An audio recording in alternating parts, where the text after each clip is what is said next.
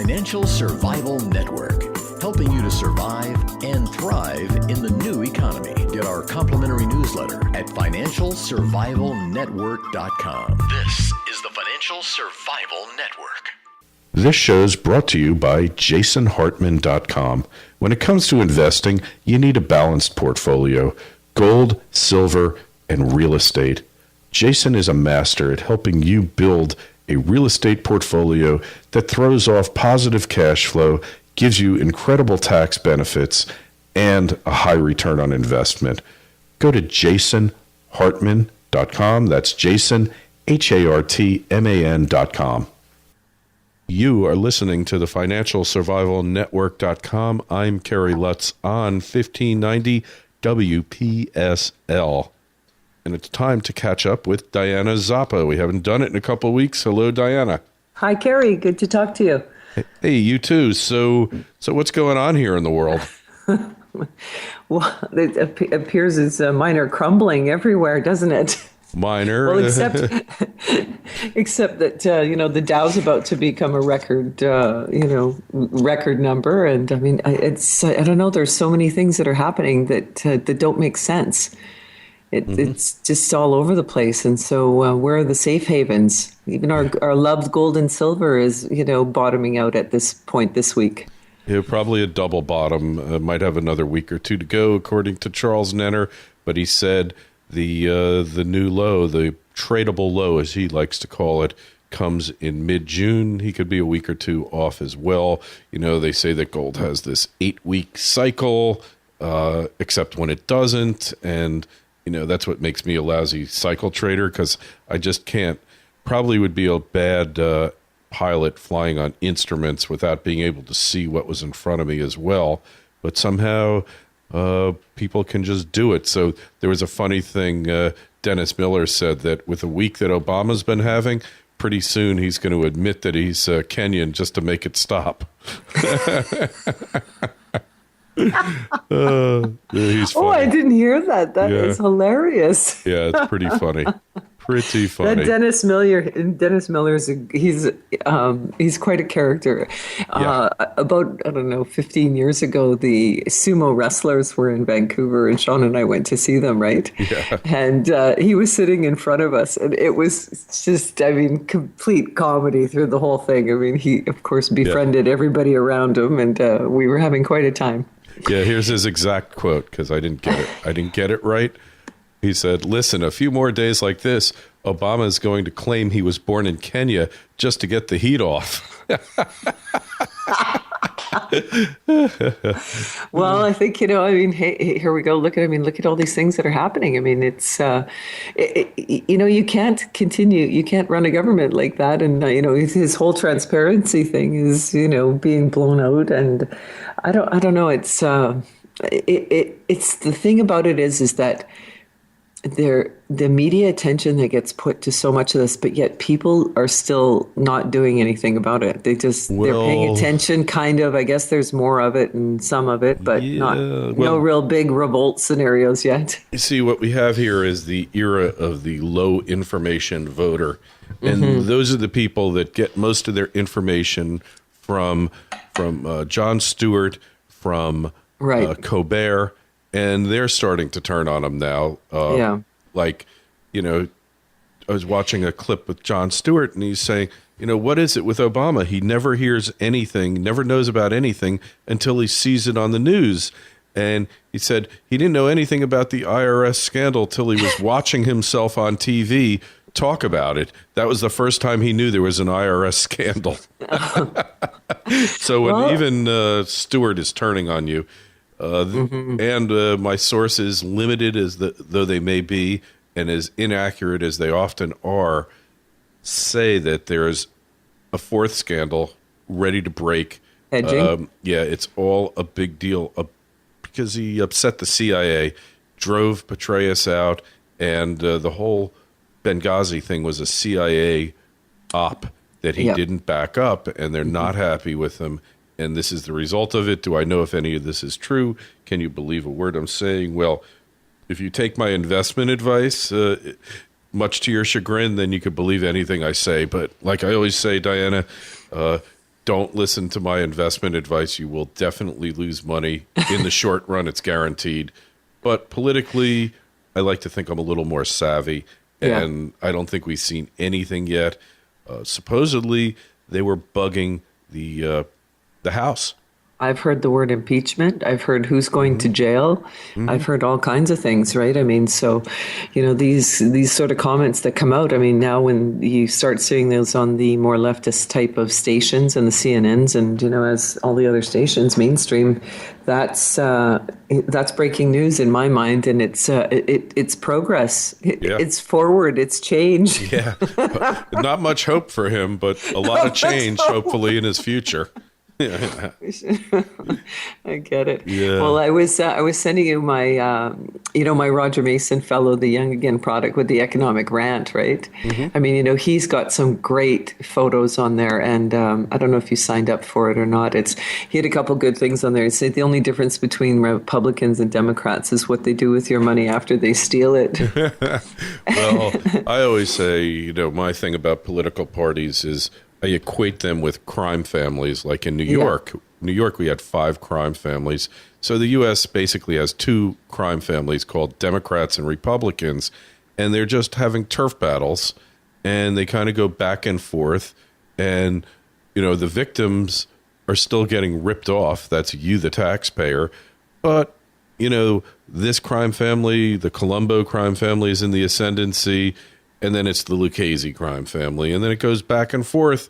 But the crime families are still running things. And that's what you always need to remember, right? Yeah, no, it's true. And there's another poster on here that's a 1917 poster of Lenin in a forward. He's got his arm up and it's forward and it's showing, the cliff and everything else going on.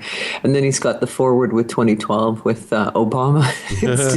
Do you see any difference 100 years later? He goes, Obama's worse, right? I mean, it's just that, there's starting to be more and more, things attacking him. And like you said, the turning is starting to happen. And that's, that's a positive in my mind. Yeah, well, the sooner people wake up before they absolutely have to. And the day where you absolutely have to wake up is not that far off when the dollar stops becoming the reserve currency of the world.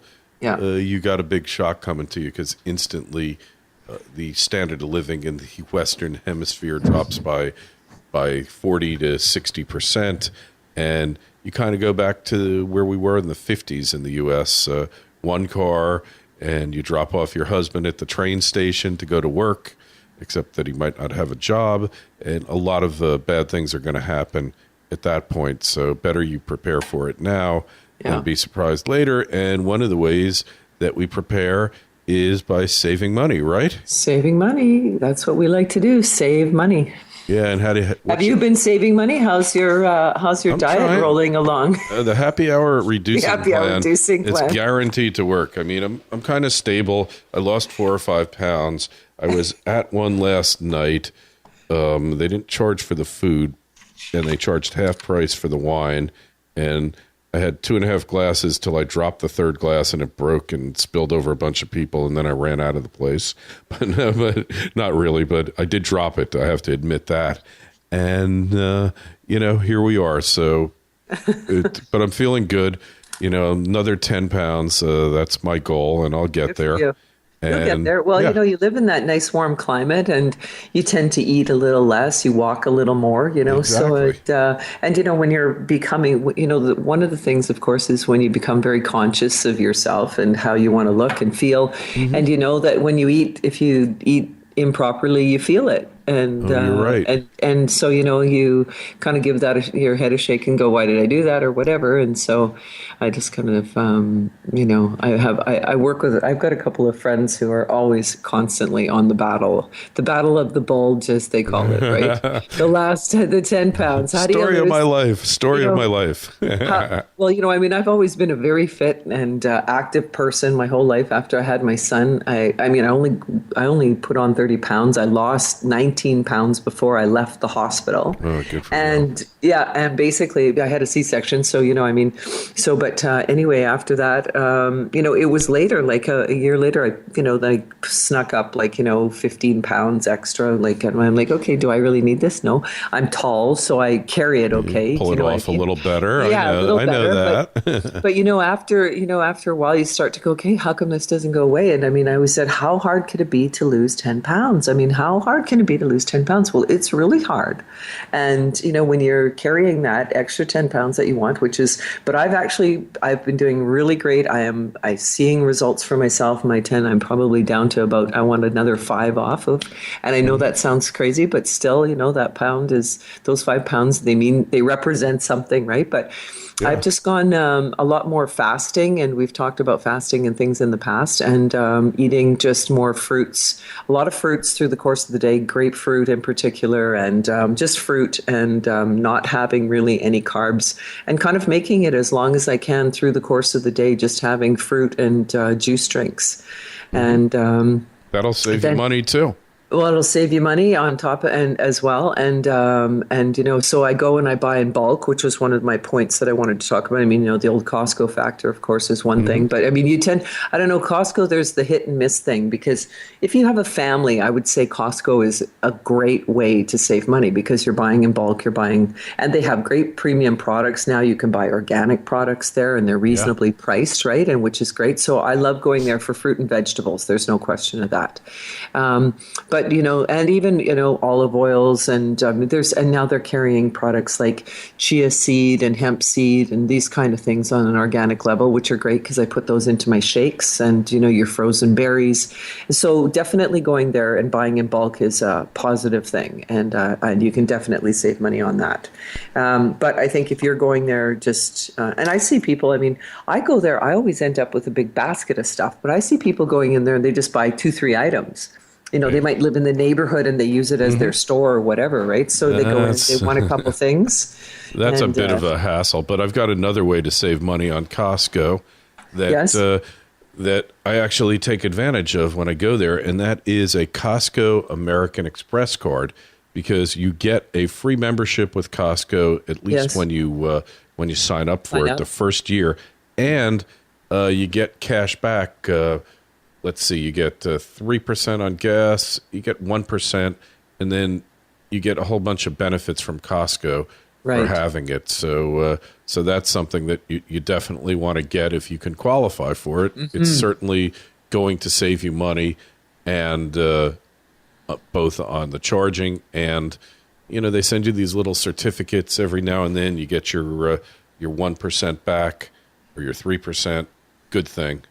Yeah. So what else we got here? Well, further on that, if you're an executive member of Costco, which is the $100 membership, the black card membership, then you get, I think it's 2-3% back at the end of the year too, right? Right. Correct. So, and then they have, but they also have, with that membership, you've also got 20, when we went to Scottsdale, I used them for car rental. We got, we had a car for 6 days for $75.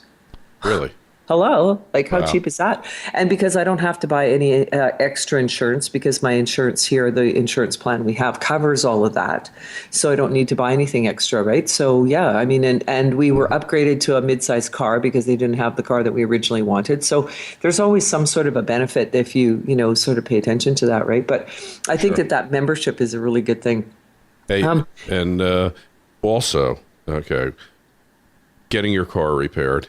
All right. Yes. The inclination, the easiest thing is take it to the dealer and let them do it. Well, let me just tell you a situation that I encountered a few weeks ago. Got this car. It has these run flat tires, which I absolutely loathe, because the second you puncture one, can't patch them.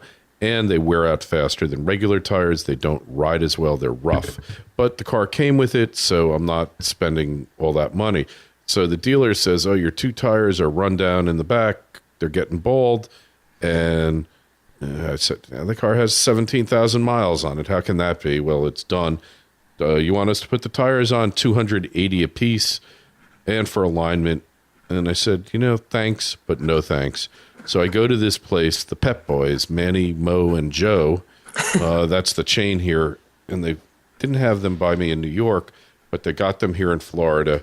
And I go online, I order the tires, and it's about a third less when you figure out all the add-ons that the dealer was charging. It's a third less. I go there, and they can't find my order. They re-enter the order. I saved $30 a tire more. I wound up, it was almost half the price of the dealer. Oh, and, I love it. Yeah, and you know what? Same job, same tires, exact same tires. I ordered them online, and there's a place called TireRack.com, and you can order the tires from Tire Rack and have them shipped to the Pep Boys to install. Tire Rack has the lowest prices around. In this case, because of all the discounts and opening a credit card with them and all this other stuff, I wound up getting it cheaper than the Tire Rack could give it to me. I bought it at the Pep Boys. But one thing you want to look at is if you still have decent credit, when you open an account in a lot of stores, if you're making a big first purchase, you'll save 10, 15% just doing that. Not encouraging you go on the rampage with your cards. I'm just telling you that having an account can save you money, and then you can close it right after. Just tell them, I don't want it anymore. And most places, every time you go back, you reopen it, you get the beginner discount again, and then you close it. Why not? We used to do that with the CD, that CD company that used to be out there. They sell Columbia House. Yeah, well, that's the good old days. Buy 15 CDs for 1 cent and then fulfill your order. We go buy them all and then cancel and then restart. And they just keep taking it. It didn't matter. Exactly. It was a good deal. My sister and I accumulated about 1,000 CDs like that. But now you know what they're worth. Yeah, exactly. You can't even sell them in a garage sale. But no, actually, people want them in garage sales. That's the interesting thing, because people still play them in their cars and stuff. I think the baby boomers that don't want to use iPods still use them, right? Yeah, those rebellious sorts. Like you exactly. And I. although I'm always listening to my phone in the car, it just makes so much sense because there's so many things like audiobooks. I didn't tell you, by the way, we got a new sponsor. Oh, great. Audible. Audiobooks. I know Sean is huge on them. I got them as a sponsor. And, I'm big. I looked at my account. I opened it in 2007. I have over 250 books in 6 years that I, quote unquote, read or had read to me. And at the most, I would have done probably 100 books during that time. Because so much downtime. I told you I drive 15, 20,000 miles a year. Not that you shouldn't be listening to the Financial Survival Network when you're driving, but in between episodes, if you want to check out an audiobook at Audible, it's audiblepodcast.com/Lutz, audiblepodcast.com/LUTZ. The offer they give, free book, free download, and a free month subscription. You don't like it, then you cancel it, but I doubt that you will because, I know Sean and I, we were like ticking off names, taking suggestions from each other, and there's over 100,000 titles there, Diana. Oh, I know. I'm seriously. I mean, I don't even listen to music anymore. Not very often. I mean, when I'm out or whatever. But when I'm on the bike or if I'm in the car, I was on the ferry this weekend again over on the island and stuff. And I mean, that's a 4 or 5 hour process each way. I just put books in, and I love it. I mean, it's just you can wind them up if you want to listen to something again, and it's really. You get so much more out of it. It goes way quicker. Of course, 6-7 hours you can finish a book if it's a big book, and I really enjoy it. I like listening to it. I find that I'm doing it more and more often, as a matter of fact. And that's, I mean, it's a great way. Another thing with that is, you can download. We've downloaded books onto other friends' iPods and sharing books. They buy books, we buy books. Another way to save money, I guess. If you have a friend who's doing that and who has an iPod. We do actually for gifts a lot of times, really good friends of ours, we bought them an iPod and downloaded, Sean downloaded, I don't know, like 400 books on it or something. That's a great thing, yeah. It's a beautiful, it's a really great gift. And I'll tell you another thing. Sometimes you start reading a book and it is just boring and you can't do it. Get through it. So I had exactly this happen with the Alexander Hamilton biography by Ron Chernow, a master researcher, in my opinion, not a great writer, but the information in it was just incredible. I never finished it. I got halfway through. When I got my Audible subscription, I said, I'd like to finish that book. Let's see if they had it. They had it. I started right where I left off. I was able to find it. And the narration, they had an incredible narrator. I totally enjoyed it. The other thing you can do is, if the book's a little boring, there's two things that I do. Number one, on the application for the player on the iPhone, you can double speed something. But if you download the Audible app, you can go 1.25 times the speed, or 1.5, or 2, and even 2.5, I think. And there's no reason that you have to listen to a book at normal conversational speed.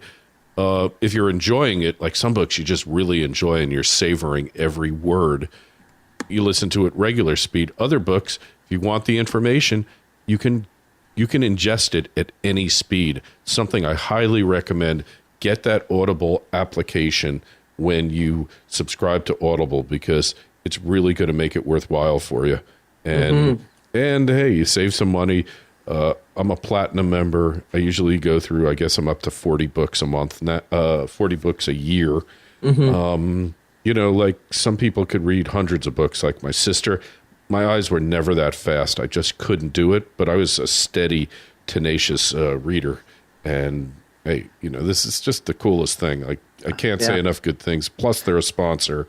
Plus, you're helping me. You're helping the Financial Survival Network, and you're getting something from the deal. Yeah, you can't beat that's that. Great. Oh, I love it. I love it. Hey, well, I just, because, I had some car maintenance things, and I just wanted to say, if you're doing regular car maintenance, back to that, changing your filters, you can actually add up to 14% of your fuel efficiency by doing that. Of course, changing your oil regularly and, doing those little stop-offs to just maintain those in your tires. And I mean, even maintaining your tires properly, putting air in and things can make a difference on your fuel efficiency. That was Obama's prescription for the energy crisis when he was running for president the first time, is just have your tires properly inflated and everything will be fine, which is like a joke. But, it does help optimize your fuel economy, having definitely. It. And having newer tires. You don't want, the better your tires grip, the better your efficiency and mileage is going to be. And back to the buying in bulk thing. I wanted to finish these points because I had them. But if you're a new parent, and I mean, I'm for recycling diapers if you have time to do it, right? Of course. But if you are a new parent, you could potentially be buying 2,400 diapers a year. And if you are buying, unless you had my kids, and then it could be 3,000. So if you buy them, just, if you went out to the drugstore and bought them on a, per bag basis kind of thing, you could spend as much as 20 cents per diaper. But if you're buying them in bulk, they'll be up to 5 cents. Yeah, exactly. So that's pretty significant, I thought. Exactly. And you can go on eBay and buy these diapers even cheaper, but you want to make sure that they're new, never been used before. But seriously, eBay, for this baby stuff, I don't think I'd buy formula. I don't really like the idea of buying stuff on eBay that you will put in your body. Although if the dealer is reputable and you're confident and okay with it, probably okay. But, disposable diapers, I'm putting it into to eBay right now, and I'll just give you an idea. You can buy the off-brand diapers, but really, I don't recommend it. I never liked them. Here we are, 240 diapers for $43. So that's 20 cents a diaper there. I guess that's not so great. But you go, you read, you look, and you will get great deals here, because this is what people do. You're not going to find better deals. You will find as good deals, sometimes a little better on eBay. But here's one, all sizes, cheap, $27 for Huggies. I mean, it's been a long time since I bought these things. I'm getting bad flashbacks, Diana. I don't want to think about this anymore. Just go to eBay or buy these diapers in bulk and save some money, and buy all the other stuff. And there's nothing wrong with hand-me-downs for your kids either, as long as they're not stained or soiled.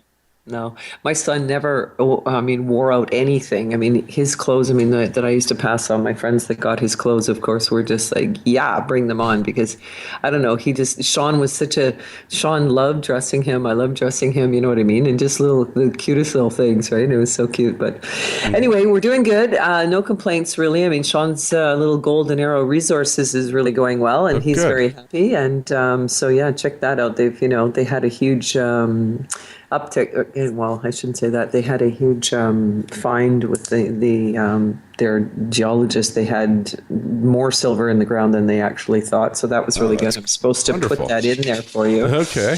And hey, I'm working. I've got a new contract. You know me. I'm always busy. You're always on the move. Always on the move. Well, I'm still be working with Fashion Week, and in fact, I talked to Seed today. Seed had an amazing event in Calgary.